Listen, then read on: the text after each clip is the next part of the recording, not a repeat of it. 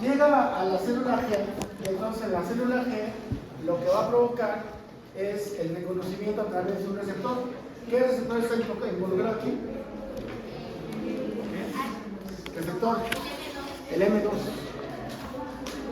El M2. Hay al menos 5 tipos de receptores muscarínicos para la acetilcolina.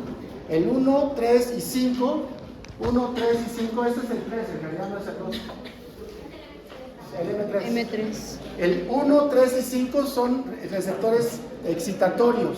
El 2 y el 4 son inhibitorios. Entonces, lo que tenemos aquí en realidad es el M3. Y está acoplado a una proteína que es la proteína G alfa Q. ¿Cuál es la vía de señalización para esta proteína G? Es decir, llega el receptor, activa la proteína G.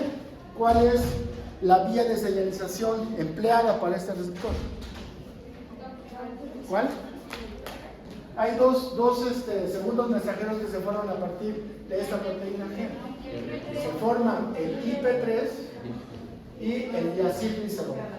¿Cuál es el efecto de estos segundos mensajeros? Particularmente para el caso del IP3, llega al retículo sarcoplásmico y favorece la liberación de calcio. ¿Y qué hace la DAG? La DAG activa una proteína que se llama PKC. Estas dos actúan de manera conjunta sobre unas vesículas que contienen a una hormona. ¿Cómo se llama esa hormona? Se llama gastrina, y entonces provocan la liberación de la primera hormona entérica que vamos a analizar en esta parte, gastrina. ¿Quién me habla de la gastrina? Antes de seguir. Gastrina. ¿Cuáles son las características químicas de la gastrina?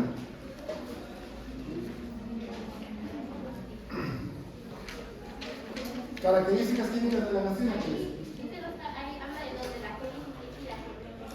Ok, hay varios tipos de isoformas. También está la G14, ¿no? Isoformas de gastrina. Hay al menos 4 isoformas de gastrina. Las más comunes son la gastrina, que le llaman gastrina 34, y hay otra que le llaman gastrina 17. Que la gastrina 34 le llaman gastrina grande, y la 17 la pequeña. Y hay otra gastrina que es la gastrina 14, y hay otra gastrina que es mucho más pequeña, que solamente tiene 5 aminoácidos, que de hecho cualquiera de estas tiene actividad biológica, porque el fragmento activo se encuentra ubicado en la parte final de la gastrina. Es un pentapéptido el fragmento activo. Díganme cuáles son los aminoácidos que están en el fragmento activo, porque son muy importantes. Ahorita les voy a decir por qué. Glicina. ¿Cuál otro? Metionina. Fenilalanina. Fenilalanina. ¿Cuál otro? Triptofano. Y aspartato. Por ahí de repente, un poquito más adelante, va a haber una tirosina. Esta tirosina es muy importante, porque esta tirosina puede tener una modificación en términos de su estructura química. Esta tirosina puede tener sulfato o no puede tener sulfato. Y esta es parte de la diferencia que tiene con respecto a una hormona que es muy similar a la gastrina. ¿Cuál es la hormona que es muy similar a la gastrina? Que está descrita en la mayoría de los textos. ¿Cómo se llama la otra hormona? Que es muy similar, son parte de la misma familia. La única diferencia es el número de aminoácidos que tiene y si la tirosina está sulfatada o no. La debieron haber visto ahí. No, la secretina. La cal, la colecistoquinina O, también llamada CCK, o también le llamamos a esta tiene otro nombre, ahorita me acuerdo, te digo también. ¿Sale? Entonces, la gastrina y la colecistoquinina forman parte de la misma familia de hormonas entéricas. son de la misma. ¿Por qué razón? Comparten el fragmento activo. El fragmento activo es muy similar. ¿Cuál es la diferencia entre estas dos? La CCK está sulfatada en la tirosina, que está en la posición 7, si mal no recuerdo, de la cadena de aminoácidos. La gastrina no. La gastrina puede o no estar sulfatada. Esa es una diferencia. ¿Cuál es la otra diferencia entre gastrina y secretina y CCK? El número total de aminoácidos. ¿Cuántos tienen la CCK? ¿Cuántos? 33. Muy bien. 33. Y es constante, ahí no hay variaciones, no hay isoformas, pero son muy parecidas, la CCK y la gastrina. ¿Eso qué trae como consecuencia? Que el receptor para estas dos hormonas sea similar. Dime. Yo iba a decir, el receptor es CCK. Entonces vean, los receptores para estas dos hormonas, tanto para la gastrina como para la CCK, son los denominados CCKA y CCKB. Tienen diferencias, por supuesto. Los CCKA son inhibitorios o excitatorios. ¿Qué serán? Excitatorios o inhibitorios, porque tienen una respuesta a su ligando, por supuesto. Inhibitorios, ¿cuál? La A. Y esta, la B, es excitatoria. ¿Sale? CCKA, CCKB. Muy bien. De tal manera que entonces vean, la fase cefálica, que es la fase de preparación para la recepción del alimento en el estómago, la primera molécula que es liberada para secretar esto es la acetilcolina por una vía nerviosa. Viene la vía nerviosa a través del nervio vago, aquí está el nervio vago, libera acetilcolina, activa su vía de señalización. ¿Para qué? Para que libere entonces la gastrina. Libera la gastrina a la circulación plasmática, o sea, es una hormona entérica. Eso es muy importante, porque entonces la gastrina no va a actuar solamente en la parte del estómago, no, va a actuar en diferentes niveles, a nivel sistémico, en sitios que ustedes ni se imaginan, pero que ahorita vamos a ir describiendo poco a poco. Obviamente, como vamos a ver la parte de la función digestiva, la gastrina, uno de los primeros sitios donde va a actuar va a ser en unas criptas que tenemos en el estómago, las glándulas de secreción de la secreción gástrica. Estas glándulas son hendiduras dentro del espacio de la pared del estómago. Van a tener diferentes tipos de células, muchos tipos de células, en diferentes posiciones además. Lo podemos ubicar hasta el fondo, lo podemos ubicar en la parte superficial. Hay diferencias también entre esas dos regiones, ¿vale? Pero las vamos a poner ahorita de manera genérica. Una de las células importantes en términos en ese sentido, pues van a ser las células parietales, las células principales, las células mucosas, las células SL y las células D. Por lo menos identificamos esos 5 tipos de células dentro de esas criptas. ¿Sale? O de esas hendiduras. De tal manera que la gastrina va a llegar a cada una de esas células. A todas. Va a llegar. Y va a reconocerse a través de un receptor específico. ¿Qué receptor específico será? Como va a favorecer la secreción, pues entonces todas esas células van a tener el receptor CCKB, el excitatorio. ¿Para qué? Para producir la secreción gástrica. De tal manera que estas tres células, o estos tres tipos de células, son las responsables de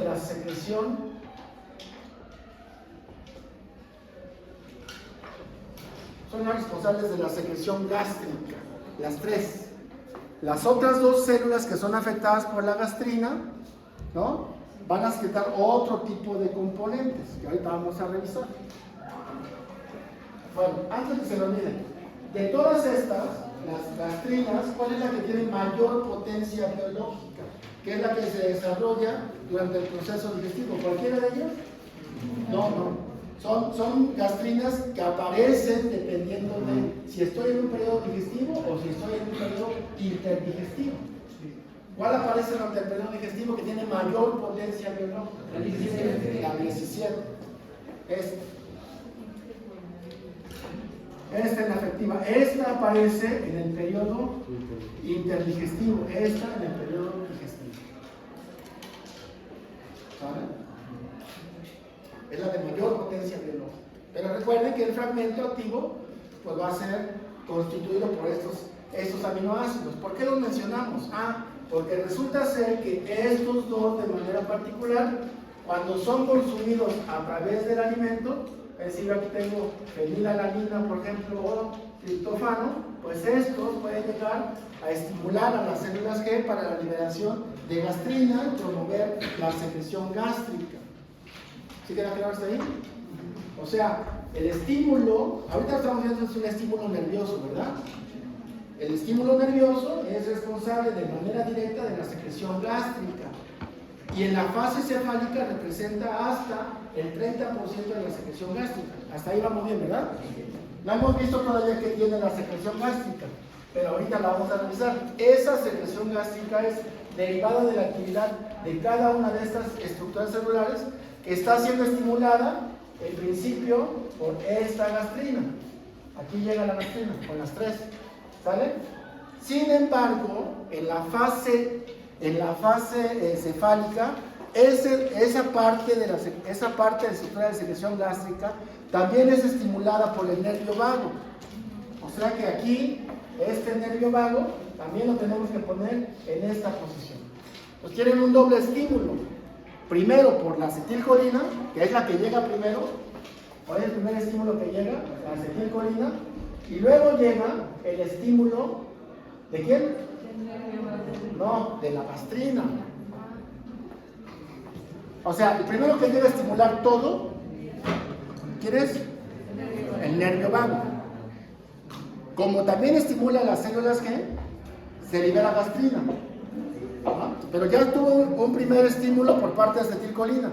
Después llegó la gastrina y potenció más la secreción gástrica en su conjunto. Entonces sería como que reciben una doble estimulación. Así es, había dos estímulos.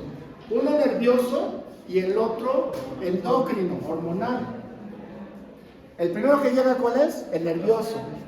Después, ¿cuál está llegando? El hormonal. Y todavía falta uno. ¿Sale? Bueno, entre los estímulos que provoca la gastrina es llegar a las células SL y llegar a las células D. ¿Sale? En las células SL o las células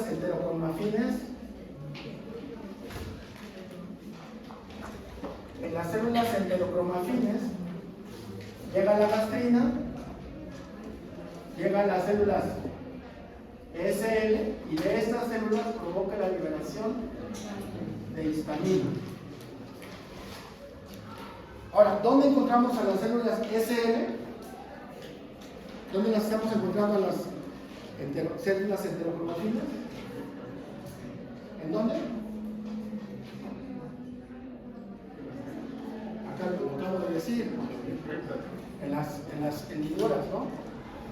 En las hendiduras. Entonces yo tengo aquí, vean, la hendidura, tengo la célula, voy a poner aquí SL, tengo aquí la parietal, y tengo la principal, y tengo acá la glucosa, y tengo aquí a un ladito las células D. Entonces ya vimos que por principio las células, las desviaciones del nervio vago van a estimular vía acetilcolina a través del receptor M3. Bueno, cuando las células llega aquí, vean, llega la gastrina a las células SL, esta libera histamina. ¿A dónde va esta histamina? A los receptores para histamina en la misma área. Y entonces llega la histamina a la parietal y llega a la principal. Y como es una comunicación adyacente, a esa comunicación, ¿cómo se le llama? Parácrino. Entonces, tenemos un estímulo parácrino. Tenemos un estímulo parácrino. De tal manera que entonces todo este conjunto de células empezó a recibir el estímulo de acetilcolina y luego de la gastrina, provocando la liberación de diferentes cosas. En el caso de las células SL, libera histamina que a su vez va a ese grupo de células nuevamente para estimular la secreción gástrica. ¿Y esto qué provoca? Provoca una potenciación mayor de la secreción gástrica. ¿Con quién empezamos? Acetilcolina. Y empezó a producir. Luego, ¿quién llegó? Gastrina. Ya van dos, una vía hormonal. Y luego, ¿quién llegó? La histamina por una vía parácrina. Y estimuló aún más la secreción gástrica. Toda la secreción gástrica. ¿Vale? ¿Qué van a generar? ¿Qué va a generar la célula principal? Pepsinógeno y epsidina. Pepsinógeno. No, factor intrínseco no. No, esas son de las genitales. Las principales, estamos hablando de las principales. Pepsinógeno. Luego vienen las parietales. Ácido clorhídrico, factor intrínseco. ¿Sale? Y luego vienen, las mucosas. ¿Qué genera la mucosa? Mucina, que es una glucoproteína, y bicarbonato. Bicarbonato, de manera importante. Bicarbonato, dime. De la célula principal le faltó lipasa gástrica. ¿Cuál? Lipasa gástrica. De hecho, también hay una milasa gástrica.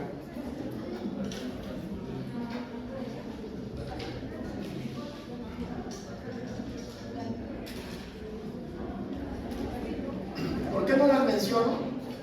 ¿Por qué no las considero como enzimas importantes? ¿Por qué creen? Para la lipasa. Porque lo que le explicaba ayer con respecto a que para que los lípidos sean hidrolizados, ¿cómo deben estar?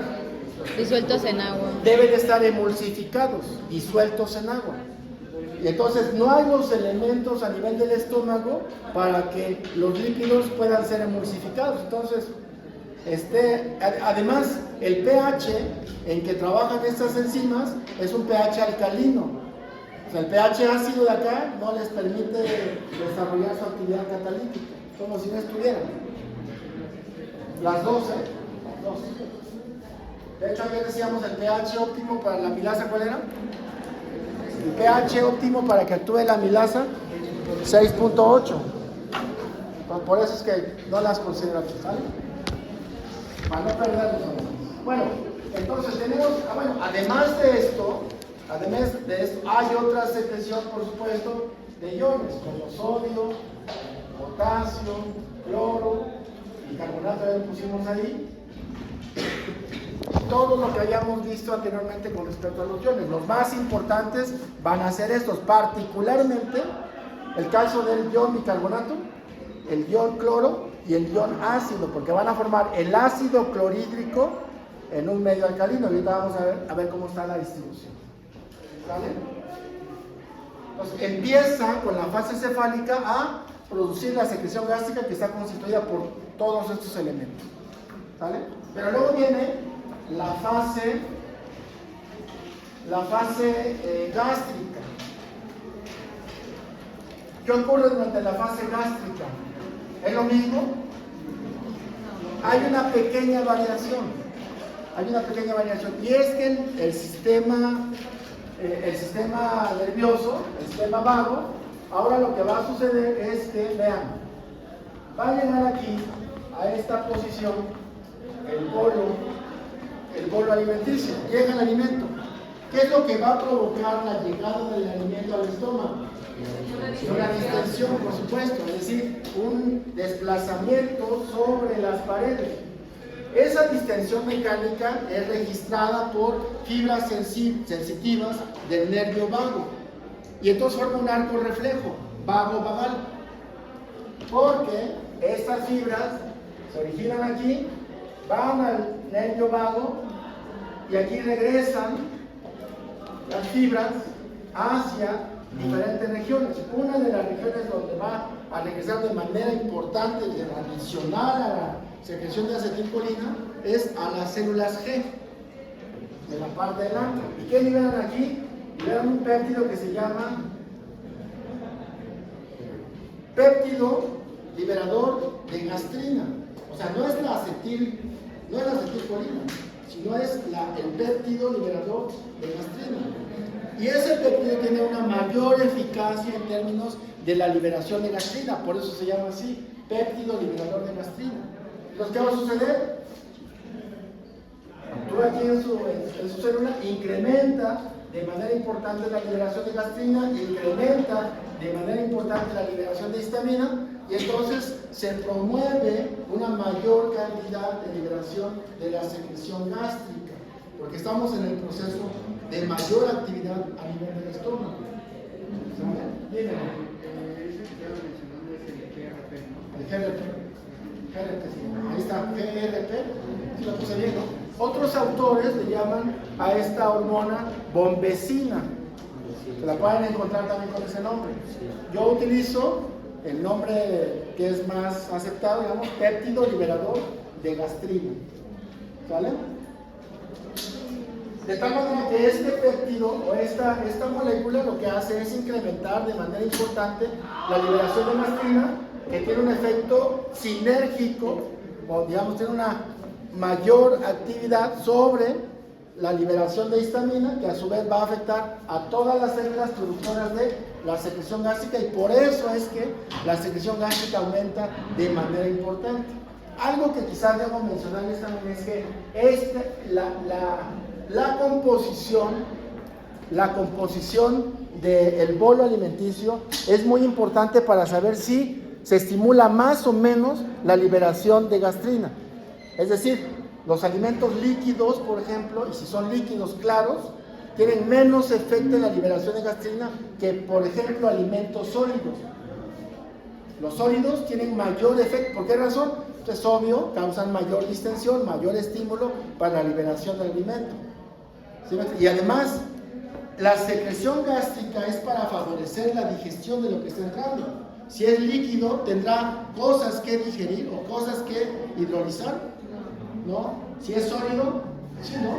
Si es sólido, sí. Ahora, también la composición en términos de qué tipo de elemento está ingresando juega un papel importante en términos de la secreción. No es lo mismo que sea un alimento, por ejemplo, rico en carbohidratos, que un alimento rico en proteínas o un alimento rico en grasas. Hay diferencias con respecto al estímulo que se logra mediante la incorporación de estos alimentos. Esto es muy importante en términos de, pues quiero saber si estimular más o menos el sistema digestivo para un proceso de digestión, pues sé qué alimentos debo de consumir, ¿no? Entonces, por eso pueden entender ahora que un paciente que se viene recuperando de una diarrea, por ejemplo, o de algo que le pasó en el estómago, pues no le van a meter alimentos que estimulen más la secreción gástrica, porque es más trabajo para el estómago, ¿no?